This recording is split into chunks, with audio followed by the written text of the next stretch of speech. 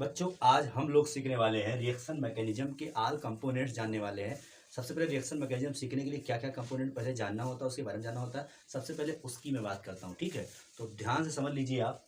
देखिए यहाँ पे रिएक्शन मैकेनिज्म को जानने से पहले इसके कंपोनेंट के बारे में जानना चाहिए, क्या क्या चाहिए रिएक्शन मैकेनिज्म होने के लिए, ठीक। तो सबसे पहले कहानी आती है भाई आपकी अटैकिंग एजेंट। कोई भी रिएक्शन होती है, मान लो कोई रिएक्शन होती है, मान लो ये CH3OH CH3Cl प्लस में KOH एक्वस मीडियम को ले लिया, बन गया आपका CH3OH प्लस KCl। तो यहाँ पे ये देख लीजिए, ये आपका क्या है, सबस्ट्रेट। क्या है आपका, ये सबस्ट्रेट है, ये अणु है, मुख्य कार्बनिक अणु है ये आपका क्या है, ये आपका अटैकिंग रिएजेंट। क्या है आपका, ये अटैकिंग रिएजेंट है, यानी कि आक्रमणकारी अपकर्मक है ये KOH, ठीक। ये आपका मेजर प्रोडक्ट है, ये आपका मेजर प्रोडक्ट है, ये आपका माइनर प्रोडक्ट है।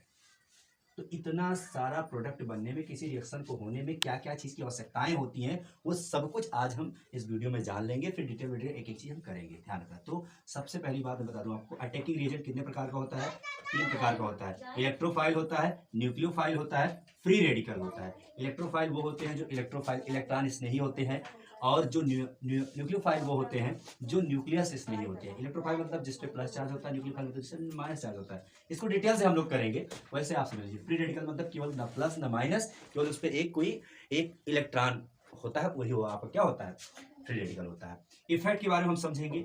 तो इफेक्ट किस बेस पे इफेक्ट होता है, तुम्हारा ध्यान रखना, सम बेस्ड ऑन इलेक्ट्रॉन डिस्प्लेसमेंट, यानी इलेक्ट्रॉन किस तरफ जाएगा, डिफेक्ट डिस्प्लेसमेंट विस्थापन किस तरीके से होगा, उसका इफेक्ट वो किस प्रकार से इफेक्ट होता है। कई प्रकार का तुम्हारा इफेक्ट होता है। पहला इफेक्ट तुम्हारा हम सीखेंगे, हम लोग इंडक्टिव इफेक्ट हम सीखेंगे, जिसे कहते हैं प्रेरक प्रभाव। दूसरा इफेक्ट हम पढ़ेंगे मेसोमेरिक इफेक्ट पढ़ेंगे, जिसे हम रेजोनेंस इफेक्ट भी बोलते हैं, ठीक। तीसरा इफेक्ट आपका इलेक्ट्रोमेरिक इफेक्ट हम पढ़ेंगे, ठीक है। और चौथा आपका पढ़ेंगे हम हाइपर कंजुगेशन इफेक्ट, ठीक। हाइपर कंजुगेशन क्या होता है, ये 4 प्रकार के हमें इफेक्ट पढ़ने हैं। उसके बाद में फिर आता है आपका रिएक्शन इंटरमीडिएट, यानी रिएक्शन करते समय कुछ इंटरमीडिएट आ जाता है, ठीक। वो क्या क्या होता है, सबसे पहला होता है आपका कार्बोकटायन होता है, दूसरा आपका कार्बोनायन होता है, तीसरा आपका फ्री रेडिकल होता है, चौथा आपका कार्बीन होता है। यानी रिएक्शन संपन्न होने से पहले ये कंपाउंड्स बन जाते हैं, यानी ये इंटरमीडिएट्स बन जाते हैं। जो कोई अगर किसी के ऊपर प्लस चार्ज है, किसी कार्बन के समूह के यौगिक के ऊपर में, तो कार्बोकटायन होता है। किसी कार्बन यौगिक के समूह के पास में अगर कार्बन के पास में अगर माइनस चार्ज है, कार्बोनायन हो जाता है।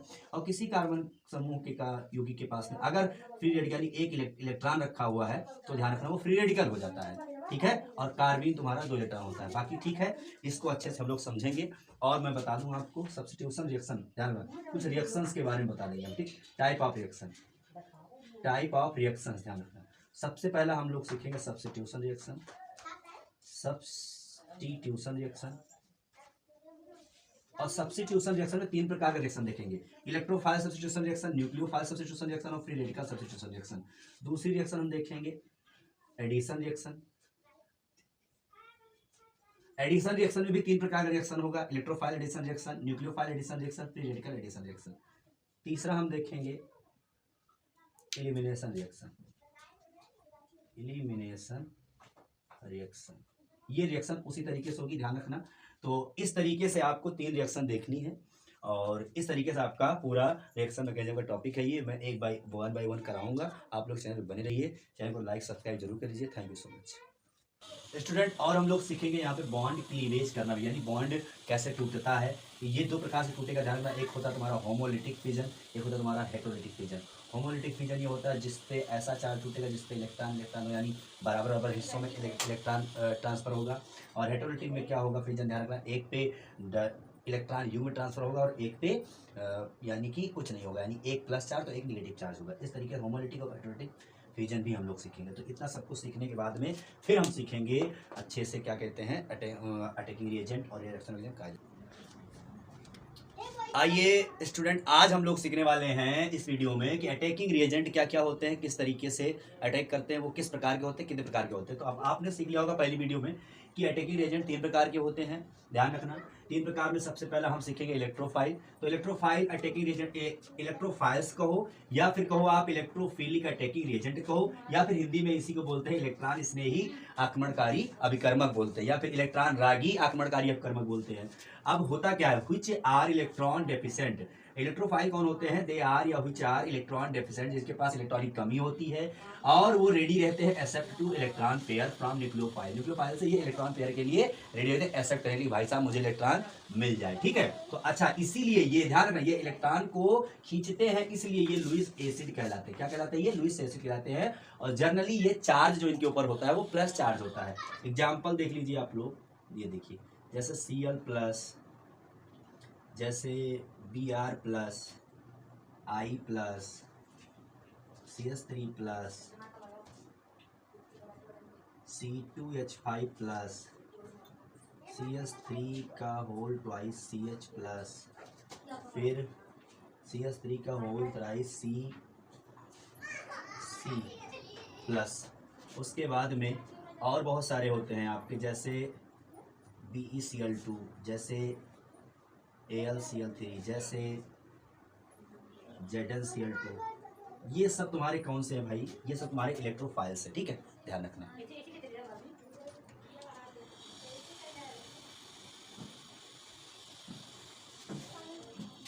जैसे आपका RMgX हो गया एटसेट्रा, ठीक, ध्यान रखना।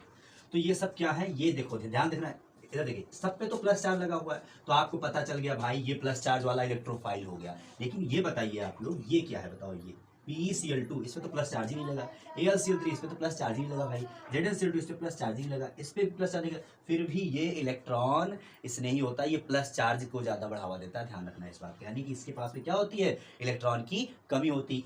इनका बॉन्ड बनने से क्या होता है? इनका अष्टक पूरा, इनका ऑक्टेंट पूरा नहीं होता है। जैसे एक एग्जाम्पल इसको ले लीजिए आप, BeCl2 कैसे कंपाउंड ये बना भाई बताओ मुझे? Be क्या एटॉमिक नंबर कितना होता है? 4 होता है ना Be का।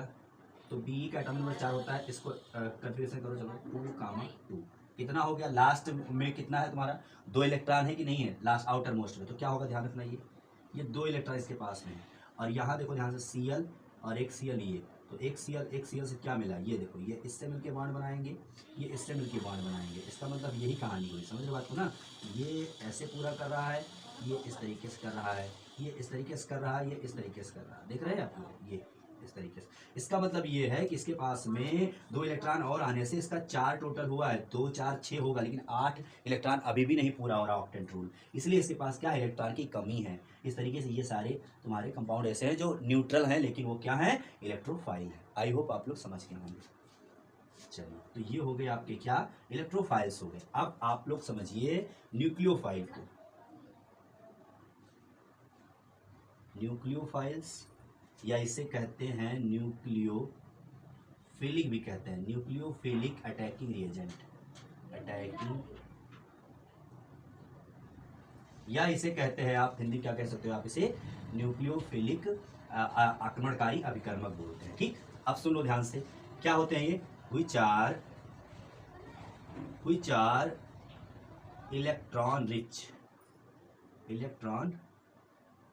Rich and they donate electron pair. Electron यानी पेयर ऑफ इलेक्ट्रॉन क्या करते हैं? ये डोनेट करने के लिए तैयार रहते हैं, ध्यान रखना, ठीक। जिसे also called as Lewis base. ध्यान रखना, ये लुईस एसिड कहलाते हैं, लेकिन ये क्या कहलाते हैं? लुईस बेस कहलाते हैं, ध्यान रखना, ठीक। क्यों? क्योंकि ये इलेक्ट्रॉन डोनेट करते हैं। ये क्या चाहते हैं? इलेक्ट्रॉन एक्सेप्ट करना चाहते हैं। एग्जांपल देखो, जनरली न्यूक्लियोफाइल में क्या होता है? नेगेटिव चार्ज लगता है। कौन सा चार्ज लगता है? नेगेटिव चार्ज लगता है। तो नेगेटिव चार्ज वाले देख लो ध्यान से, ये देखो Cl नेगेटिव, इधर OH नेगेटिव आपका हो गया, इधर Br negative, I negative, CS3 negative, C2H5 negative, इस तरीके से CS3 का whole twice CH negative, CS3 का होल थ्राइस C नेगेटिव, फिर कामा लगाते जाओ ऐसे। और आप देख लो क्या H2O उदासीन है, पर इसमें क्या देख रहे हो? इलेक्ट्रॉन है कि नहीं है? तो इसलिए क्या कहते हैं? इलेक्ट्रॉन, इसमें इलेक्ट्रॉन रिच होता है, इसलिए ये क्या होता है? तुम्हारा न्यूक्लियोफाइल होता है। न्यूक्लियोफाइल मतलब क्या हो? जो न्यूक्लियस को, जो प्लस चार्ज को प्रेफर करेगा। प्लस चार्ज को कौन प्रेफर करेगा भाई? जिसके पास इलेक्ट्रॉन ज्यादा होगा वो ज्यादा प्रेफरेंस देगा।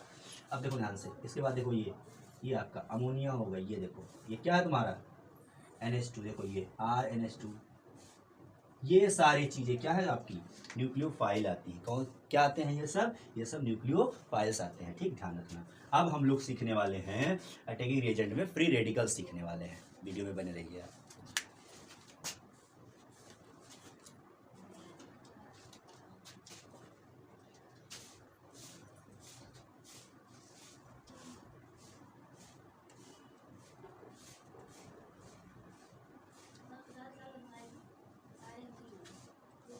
Free radical,